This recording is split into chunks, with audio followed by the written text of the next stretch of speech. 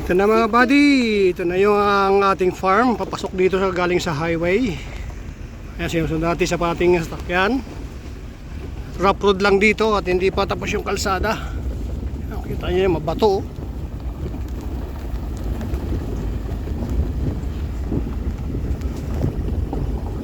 Oh. May kapitbahay pala dito. Kasi dito sa kabila side may mga mga maisan.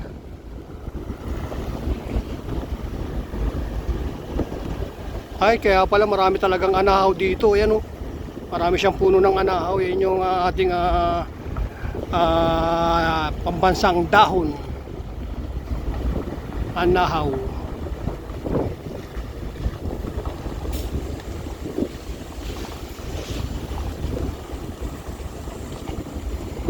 Ayan, kaya na natin itong motor natin ito kasi malaki yung gulong ng motor.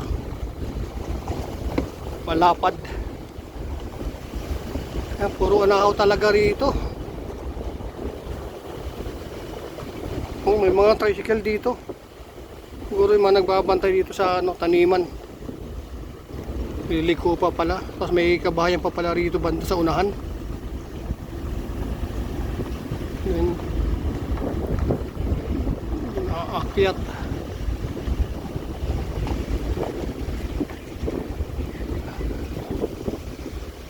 Pag akyat, parang taniman na naman ulit dyan sa kabilang side.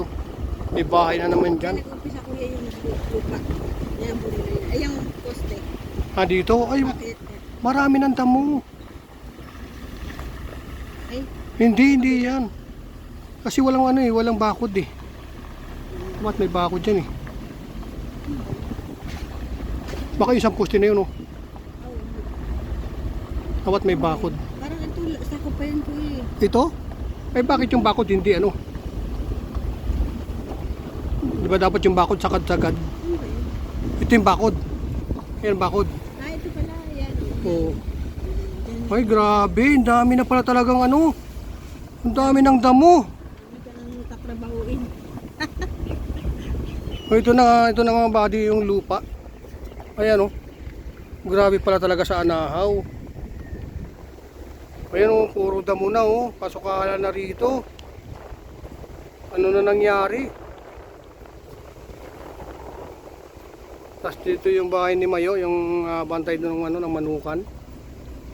Ayan ang kubo-kubo ni Tatang. Dami pala dito hamuting kahoy sa gilid. Magkalapit na pala yung yung bahay ni Tatang sa bahay ni Mayo, kunti lang pala diferensya. Oo. Kala mo ba malayo?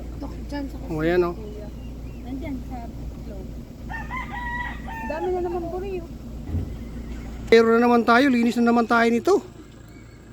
Yan yung mga kalamansi na Grabe, daming damo, oh. kapagit malabon. Hanggang taas yan, hanggang doon sa may dulo. Hanggang din siguro dyan sa may na yan, sa may poste na yan. Ang lupa. Si Mayo pala, nandito lang pala talaga malapit sa may kalsada. Kala ko nandun pa sa unahan. Tapos dito may puso. Dito ba yung may puso?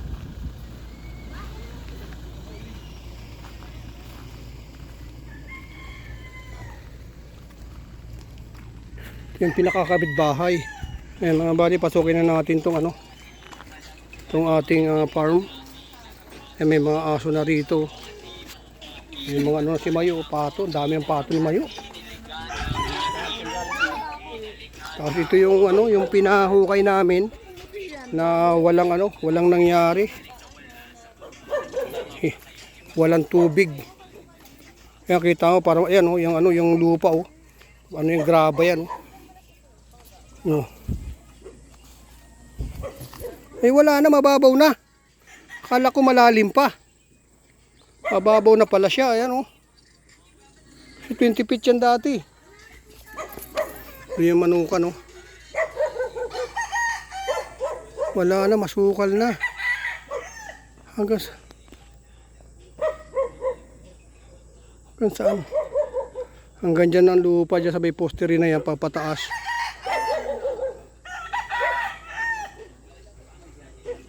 Ayan, ang daming puno pa pala rito. Mga buddy. Pakakatay ko yung mga puno na yan na hindi namumunga. Yan, punta natin yung kabilang side.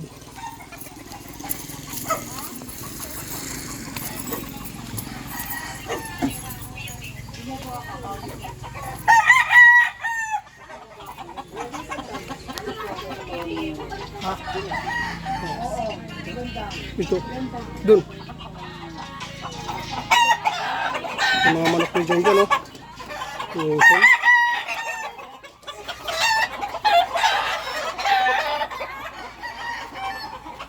Ito yung binakuran pala ng, ano, ng net. Ito yung bahay ng kalapati. Ba't parang bukas? Ay hindi. Yung mga kalapati, oh.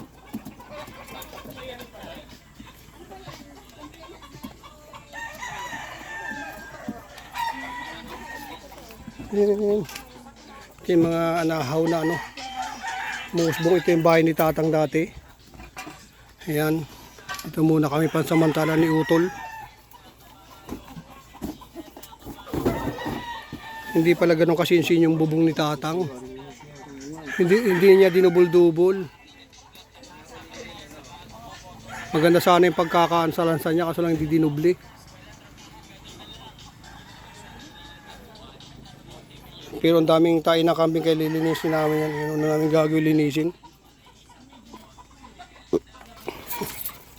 Then akatin natin dito yung ano. Ito yung daanan ng tubig na sinasabi nila. Diyan na dumadaan ang tubig pag ano, pag malakas ang ulan. May kanal-kanal. Ito, lalaki ng mga ano.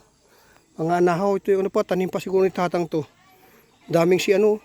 Patani. Hanggang taas pa yan. Aming gagawin namin ni Utol dito. Siyempre titingnan ko yung ano. Titingnan ko yung lugar na pagtatayuan ko na